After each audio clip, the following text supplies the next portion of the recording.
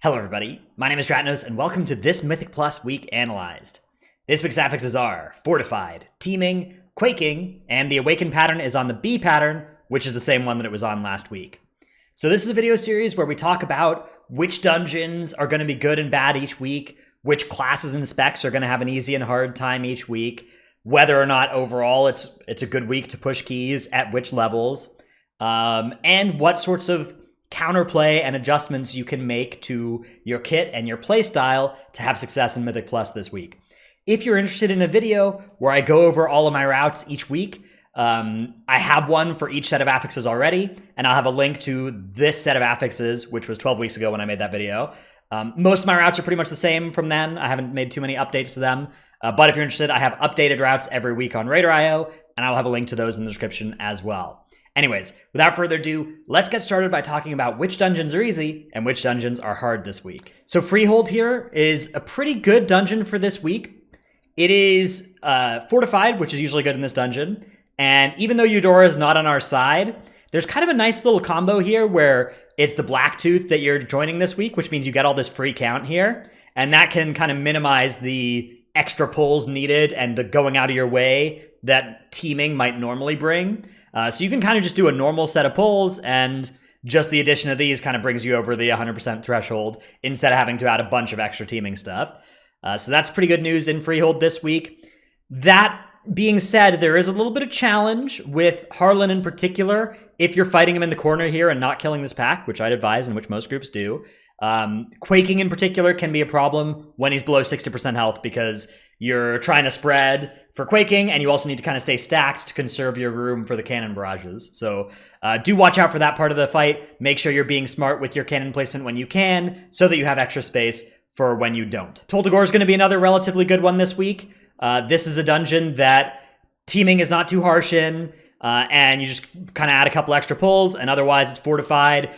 Quaking, also not too bad in here. You know, most of the boss fights kind of force you to spread out a little bit anyways. Although, shout out to Ciralis, where if your whole group stacks up at 70% and then he does a smoke bomb and then you get a Quaking, you're going to die. So don't have that happen to you.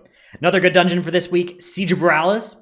Ciralis is generally easier on fortified weeks, but the problem with Ciralis is that most fortified weeks come with on-death affixes, like bolstering or sanguine or bursting. This week is going to be one of the few fortified weeks, actually the only fortified week, that is not affected by an on-death affix.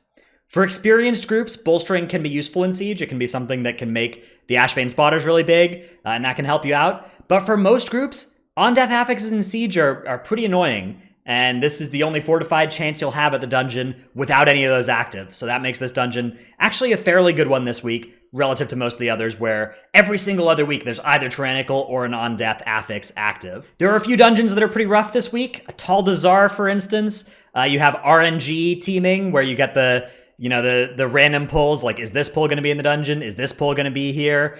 Some groups have strategies that change based on which of those paths are there. My route works regardless of which one is active, but could be more optimal depending on which one does show up.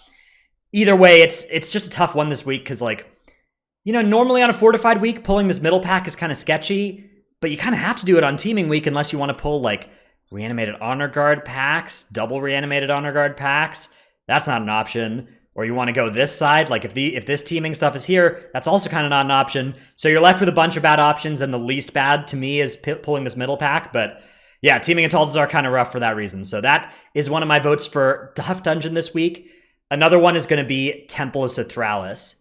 Temple of Ciralis, who on earth designed 5 static charge dervishes on fortified? This is the kind of thing where, like, you're doing 15 keys, you blaze through them normally, you're going to have, like, one hard pull in the dungeon. But if you do dungeons at a level where there are already hard pulls for you, this pull is just so brutal. Although, it is worth noting that a hunter can actually solo this. Hunters can solo the entire room of static charge dervishes. You just, like, send them sneaking ahead, everybody else deals with these things, and they just have their pets tanking these things far away, and they stay 30 or more yards away and don't get hit by anything. So that's a cool little counterplay that you may have access to there if you do have a hunter in your group.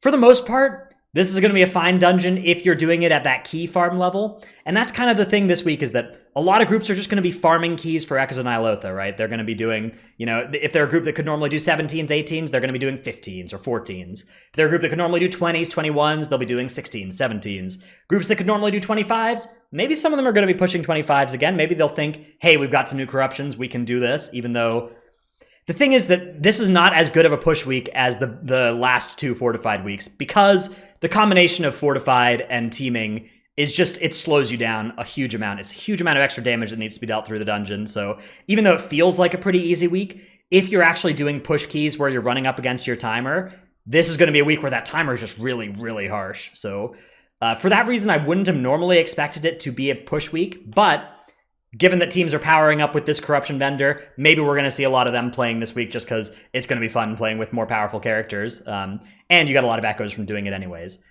The most common play pattern, though, I think this week is going to be people just jamming keys at a level that they're pretty comfortable with, in which case pretty much every dungeon is doable this week. And that's one of the nice things, stuff like bursting, bolstering, those can be annoying for farm keys. This week doesn't have any affixes that are annoying if you're just blasting through keys. So that's a good thing that's going on for that. Let's talk a little bit about which specs are going to be good this week in keys. Big AoE damage is kind of your most important thing to look at, because there's obviously, with teaming and fortified active, there's a lot of big pulls that are important to die and that have enough health. So stuff like Unholy Death Knight, Fire Mage that have just massive big AoE can be really, really good this week and better than normal. Single target oriented specs, maybe a little bit less useful this week. You can still bring them. It's not the end of the world to do that, but for the most part, choosing your corruptions and stuff, you're going to want to go more AoE focused this week, because the bosses really don't have anything extra going on with them. It's just fortified. It's another good week if you are trying to time keys that are maybe outside of your comfort zone. Try to fight an awakened enemy with the last boss, It's fortified and you're going to need that time because of all the extra teaming fortified pulls. So because those affixes are kind of easier in the rest of the dungeon and the timer is the main problem, one of the best ways to save time is to pull something with the end boss. So like in Temple, you can fight the Spider with the last boss potentially and Shroud through here instead, or you can fight the Blob with the last boss and Shroud through here instead. Those are both options. In a lot of dungeons, if at least fighting one enemy with the end boss, if you're trying to push keys, is something that I would really, really recommend this week.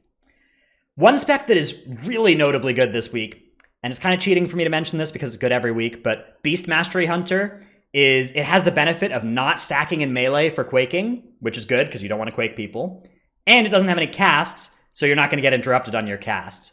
Whereas other caster specs, they're out at range and that's good, but you're playing something like a warlock, and the spell locking component for you, unless you're smart and pre-wall it, is going to be kind of annoying, or, frost mage type stuff, shadow priest, elemental shaman, all of those specs, like, yes, they can play around the quaking, but not as well as the Beast Mastery can, not as naturally as the Beast Mastery can. And throughout the dungeon, there's, Beast Mastery Hunter is going to lose 0 damage to quaking and do 0 damage to their allies from quaking. So especially good week for them, but, they're kind of great every week. Every affix is a good Beast Mastery affix.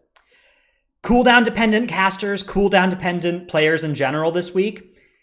It kind of depends on what your strategy is in these dungeons, but often if you've got like some kind of 3-minute based class, and you're trying to, pull around that class every 3 minutes, normally that can maybe work in some dungeons.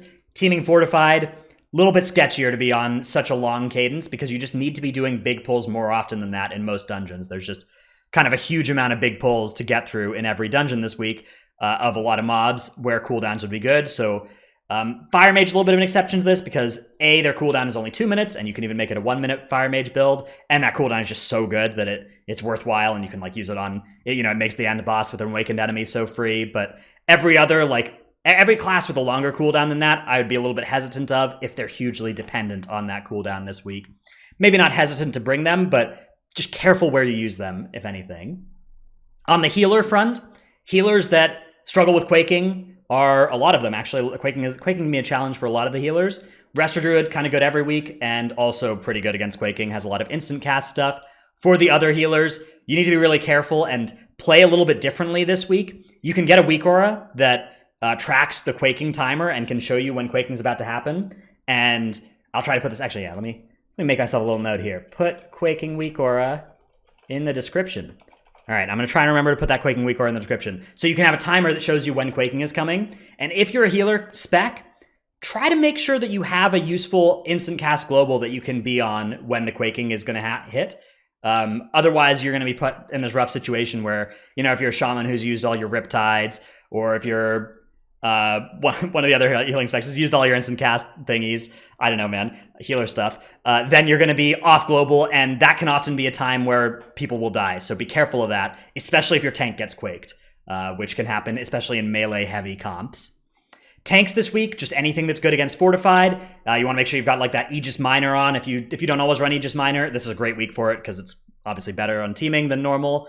And just any tank that, you can play stuff that makes you better in big AoE defense, this is a good week for that. So, Paladins, making sure you're on your last defender, all that kind of stuff is really valuable for surviving big pulls, because you need to be able to pull off those big pulls this week. That's kind of all there is going on in the dungeon, because none of the other affixes really affect anything. Anyways, that's kind of my list of stuff that I have for this week. Hope this video has helped prepare you for keys. Don't be caught off guard by anything in here, and just one experience you're going to have in a lot of these dungeons is you're going to get to the end of the dungeon, you're going to be like, why do we only have 90% trash count? That's teaming. Try and plan out ahead of that. You just need to make sure that if you have a route that you usually do every week, make sure that it still gets you 100% this week, because many dungeons it won't. So do that double check. Anyways, if this video helped, remember to hit like and subscribe and stuff. Check out my Twitch stream, twitch.tv/Stratnos. And thanks everybody for watching. I'll see you in the next one. Bye.